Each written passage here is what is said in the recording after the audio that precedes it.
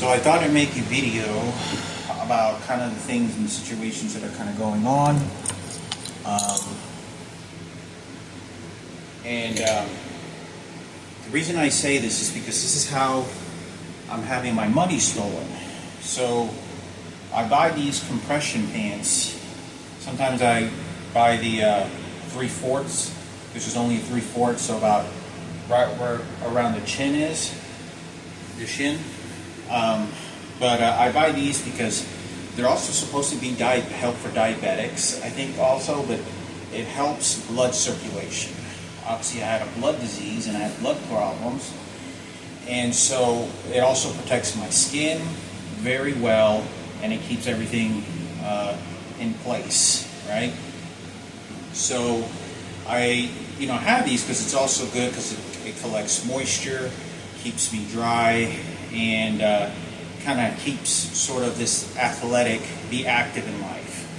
So the reason I want to make this video is because this is what they're doing to me, and this is what they did. They'll come in here and they'll steal my property or switch them out. And they switched out these clothing, and what they did is it's a psychological game that they're doing.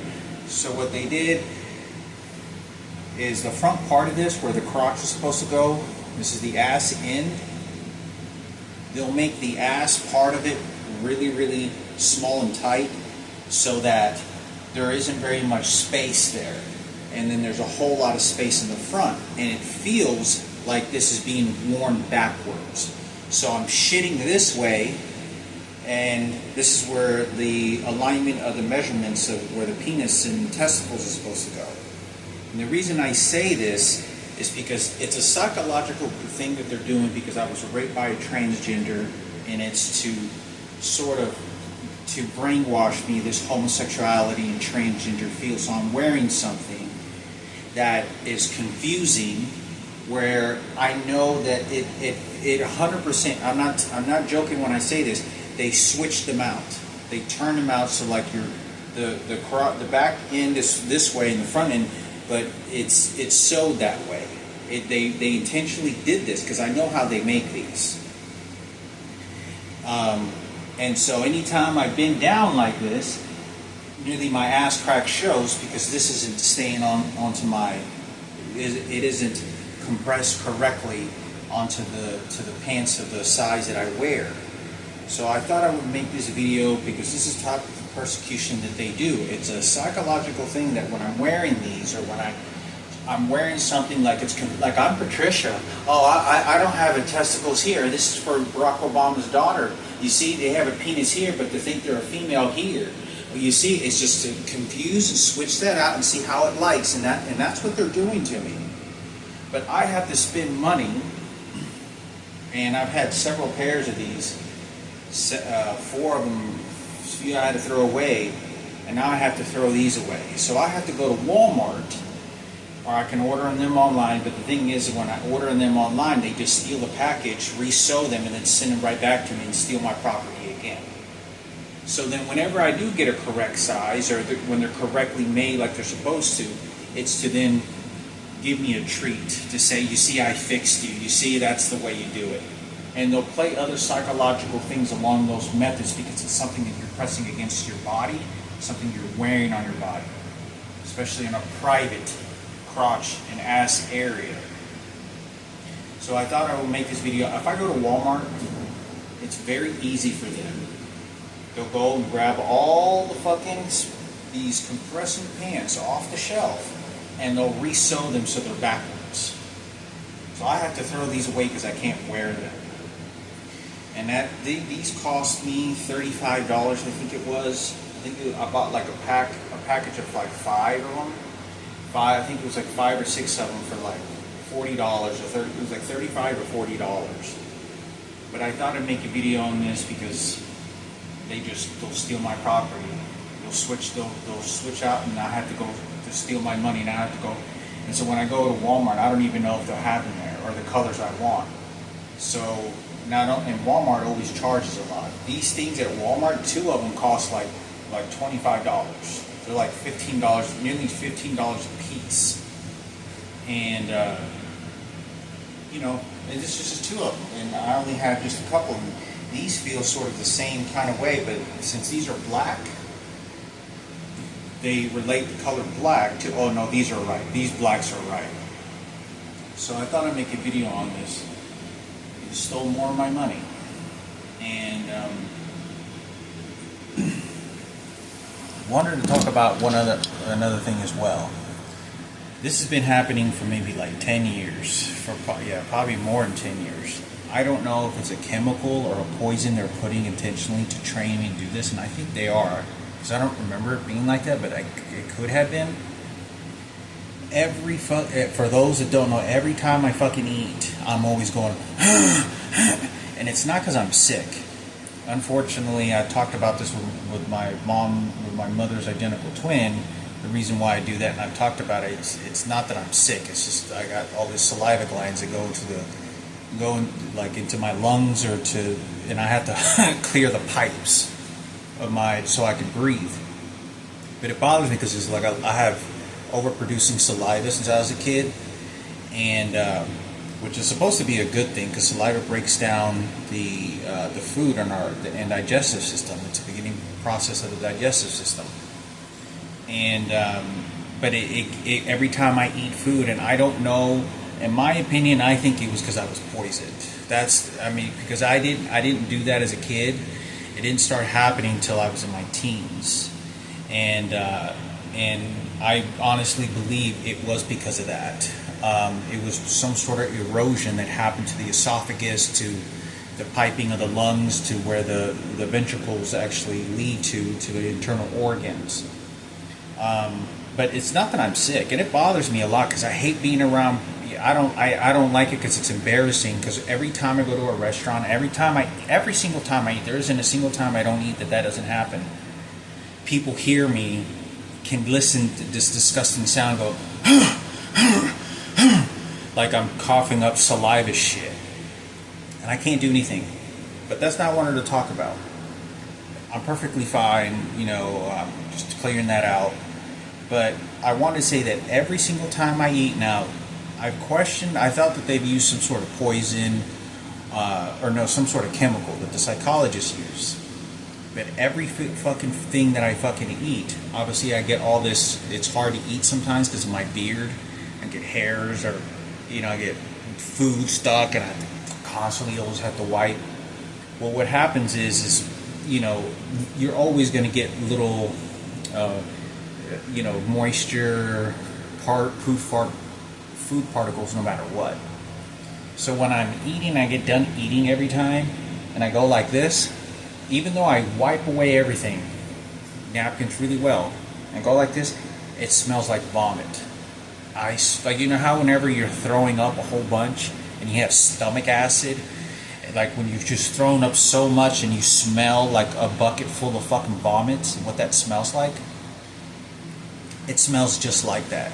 And I've always assumed for a long time that they either use a chemical that they do, or it could be natural, the fact that the little moisture of all food particles, when they sort of dry against the hair follicle, it causes that smell. But it's a normal effect that it happens to everyone. But I go like this, and it smells like fucking vomit. Like if I don't have enough trouble eating food, I have to fucking withstand the fact that it smells like fucking vomit, and I have to go and fucking get like toothpaste and fucking wash this shit, and it bothers me. But I thought I'd make a video on that. The erosion of my esophagus, or whatever it is that's causing that, has been happening since my teens. I have never been able to stop that. It's embarrassing. I talked to my mother's twin about it, but it's not that I'm sick. I'm not sick at all. Like, I don't have a flu. I don't have bacteria in my lungs. It's just saliva and like fluid goes into my fucking lungs. And I think it could have, without a doubt, I think it has a participation of the drugs that I used. But in my opinion, I'm not sure exactly that it was, because I was very young when it started happening. I was about fucking like 14 years old. And that was like before they started using hard drugs. And the reason I say this is because, the whole Michael Jackson thing that happened, you have so many people that want to poison you. Poison is a very common trait that people have used for very many centuries, and it's a very effective way to play the clock down until somebody dies or you can kill them. You put enough arsenic poisoning, you put antifreeze, you put just a couple of drops in a soup and a drink, you can't taste it, you drink it, it fucks your fucking livers up and kidneys and heart and all kinds of shit, what causes you to have a fucking stroke and kill you. But it won't kill you right away. And it is to devour you so that they don't ever get caught, and it's so that you don't live very long. And that's why people are very common to have been using that, because they won't ever get caught. So I thought I would make a video about that. It's because sometimes I'm at a restaurant. Every time I'm at a restaurant, I always try to cough in a different direction or turn around and completely kind of avoid, because it's discomfort, right? People are eating their food, but I can't help it, because if I do, like, I'll go and I'll almost, like, it's like just the saliva goes into like my lungs or to the wrong hole or whatever it is that it goes into the ventricles. And I think it's because it's either also because of overproduction of saliva. Not an overproduction, because it was much worse when I was younger. I think it's just because there's an erosion, like something that, I don't know the anatomy for those that are nurses and doctors and shit know what that is. It's probably because of the internal organ tissue probably deteriorated at some level, small degree, just enough to start causing that. And usually that's a heavy toxicity of poison that does that type of shit. Because in order to eat internal tissue, it has to be something that it's a very harsh chemical. Like if you get antifreeze and you put a styrofoam cup in a glass jar, I've seen them do this. You put a styrofoam cup and a bottle of antifreeze. That styrofoam cup will entirely be dissolved within less than an hour. It'll completely dissolve, completely. It's a consuming, eating material, chemical, whether tissue or whatever. And obviously tissue would be very simple and soft so that it would cause that. But I thought I'd make a video on that.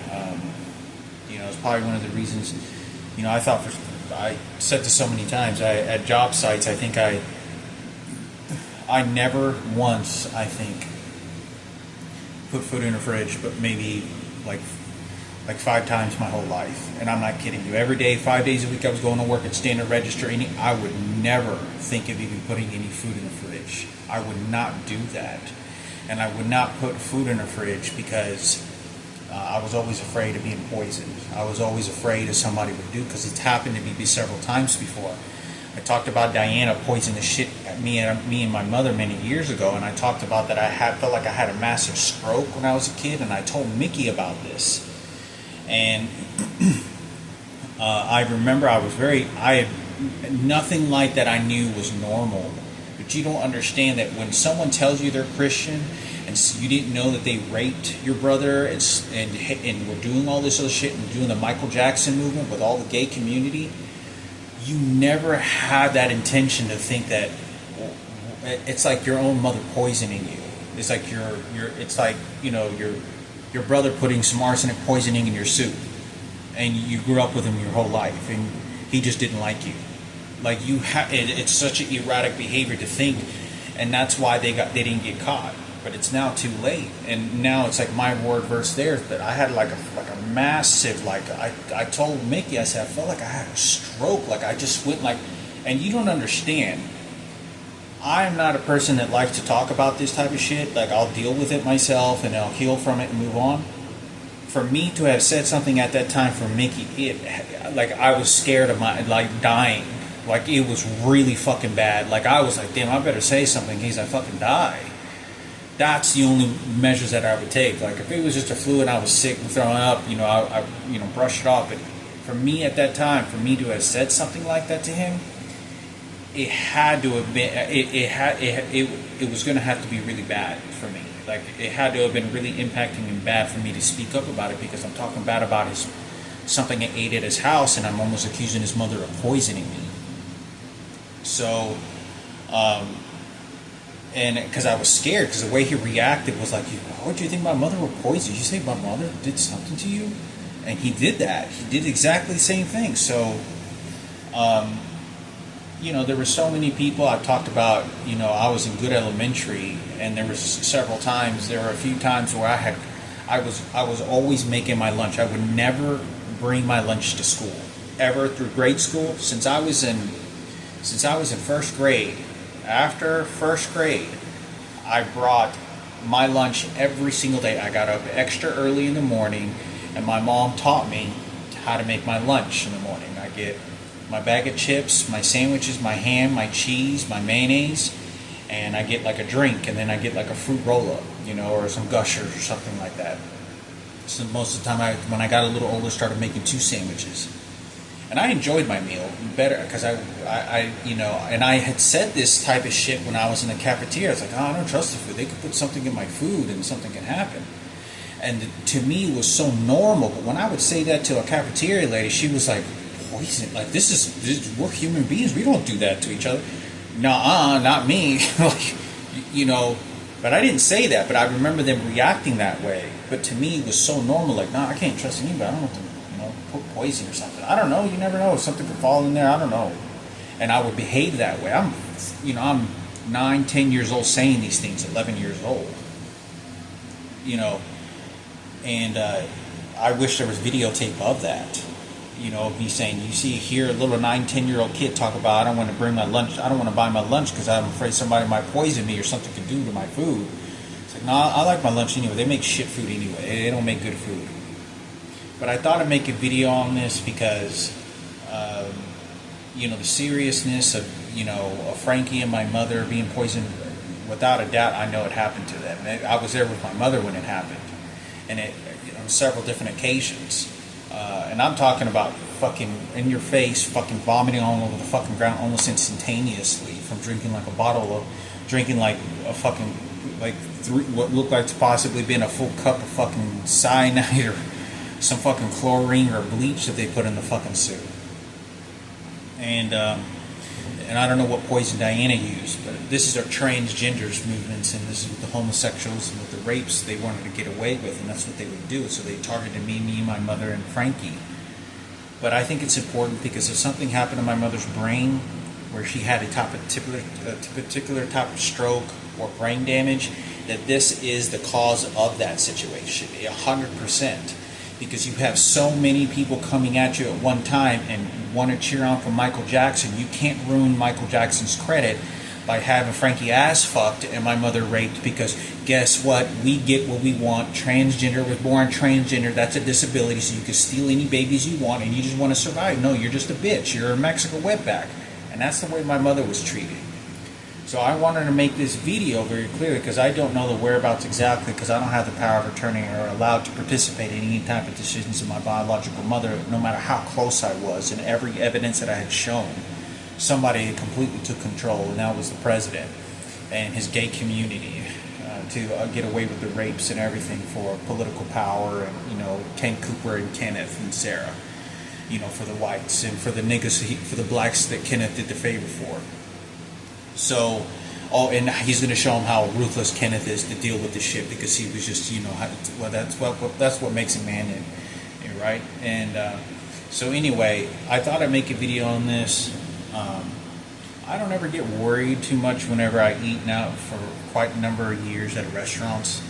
When they put hair or whatever fucking shit in there, I know it's very likely just to antagonize the situation, but putting poison is probably less unlikely, but it could happen.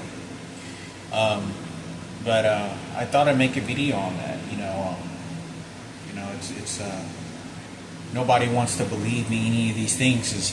I'm telling you, for a 10-year-old, I was 10, 11 years old at that time, and I'm kidding you, I'm not joking. I felt like the side of my fucking I was like having a massive stroke or like strain on the side of my, like only on one side of my brain. And I was like, I did something, like I moved, and this is at the same time of being sick. Like I was sweating, and I was like fucking sick as fuck. I mean, fucking insane sick. And I've always tried to try to tough things out. Like even my dad was always willing to take me to the doctor, and there's a lot of memories I had, like having an earache or being sick and crying all day in my room. And I was like, "You want to go to the doctor?" He goes, "No, I don't want to go." And I would just sit there and cry and be really, really fucking sick. And then you finally take me to the doctor, but like I said, I thought it was important for me to talk about. It is too late. The mortality, a death of my mother or me, or a stroke or more brain damage for someone else is more an advantage points for the LGBT community and transgender of what they did. It is the movement for Michael Jackson. It is political power, and they kill who they want for political movement and understanding. They get what they want. They know better. I'm not. I could go on a list of things. I'm not here to do free labor for a father that wasn't my biological dad, that ditched me to the fucking curb with my mother, and I did 20 years of fucking labor for nothing, for garbage. I didn't get nothing from this old man. I got shit. I got nothing from going to a nursing home, and any money financial for my future. It got squandered, and then somebody else gives me fucking money and says, "Look what I gave you," and that was a president, because it was psychology, and everything just changes over time. It doesn't change anything. Time keeps moving, and they know that, and that's why they do that, because they know they can get away with it. Someone who just plays the whole marathon shit until you die, because they're content that way. They're not thinking about life is passing by, your youth is passing by. They don't care about their youth like I did, or anyone else that really cares about their youth. They just care about winning in the afterlife, ready to die and get their little glory to whatever the purpose they think in their. It's pure murder in my eyes. It's pure murder what they're doing. Plotted murder. But I thought I'd make a video on this. But yeah, I go to restaurants and it bothers me because I can tell people are always around me, and then they know I've already been sick, and they obviously know I'm HIV positive. But it's a very discomforting thing, because I'm not trying to do that intentionally around people. It's just I have to just clear the pipes in order to be able to even talk sometimes, or especially when I eat, because it sloths into this sort of area, throat kind of, and it kind of does that, and it's embarrassing. It's just embarrassing. Not a very particularly attractive thing when no hot girl and girls don't like, because it's a very nasty thing that girls notice, like smoking cigarettes, but it's a very nasty thing. Girls do not like that. It's they don't want to be knowing that that's your mouth and everything, and that's where you age. I would make a video on that.